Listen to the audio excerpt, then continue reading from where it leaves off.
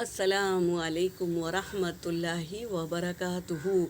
اعوذ باللہ من الشیطان الرجیم، بسم اللہ الرحمن الرحیم۔ برائیوں سے بچنے کی دعا۔ حدیث پاک کا مفہوم ہے نبی اکرم صلی اللہ علیہ وسلم یہ دعا پڑھتے تھے: اللہم انی اعوذ بک من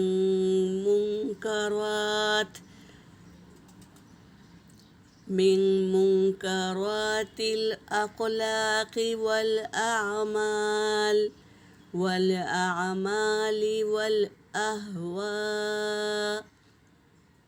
ترجمہ کیا ہے؟ اے اللہ، میں تجھ سے بری عادتوں، برے کام اور بری خواہش سے پناہ مانگتا ہوں۔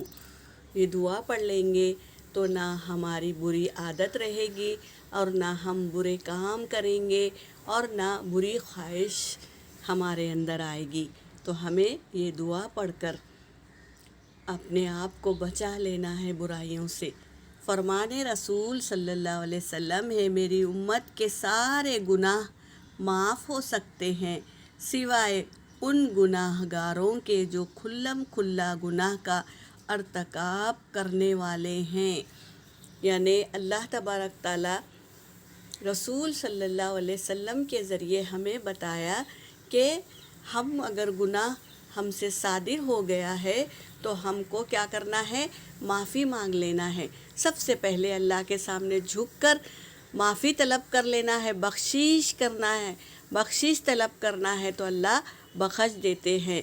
اگر ہم نے بخشش نہیں مانگی، اللہ کے سامنے نہیں جھکا اور لوگوں کے سامنے اپنے وہ گناہ کا تذکرہ کرتے رہتے ہیں تو اللہ تبارک تعالیٰ ایسے لوگوں کو پسند نہیں فرماتے جو گناہ تو کرتے ہیں، اللہ کے سامنے جھکتے نہیں، توبہ نہیں کرتے، بلکہ اپنے گناہ کو ہر ایک کے سامنے بیان کرتے رہتے ہیں۔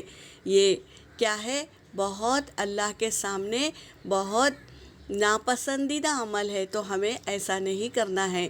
جب بھی گناہ ہو جائے تو اللہ سے معافی مانگ لینا ہے۔ یہاں پر میرا سبق ہو گیا۔ وآخر دعوانا ان الحمد للہ رب العالمین۔